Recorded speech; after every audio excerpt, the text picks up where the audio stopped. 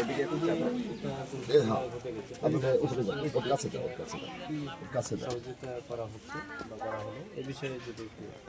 মান্দা উপজেলায় গতকাল রাতে চকরলি উচ্চ বিদ্যালয় সংলগ্ন এই স্থানটিতে একটি মারাত্মক একটি দুর্ঘটনার শিকার হয়েছে।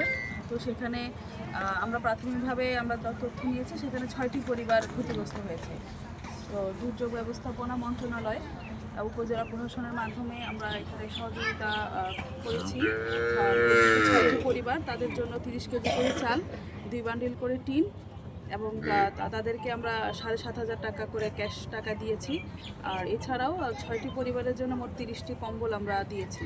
তো ক্ষতি আসলে যে পরিমাণে ক্ষতি তাদের হয়েছে এটা তো অপূরণীয়।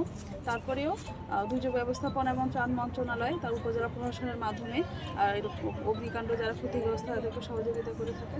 তো তার অংশ হিসাবে আমরা আজকে তাদেরকে সহযোগিতা করলাম।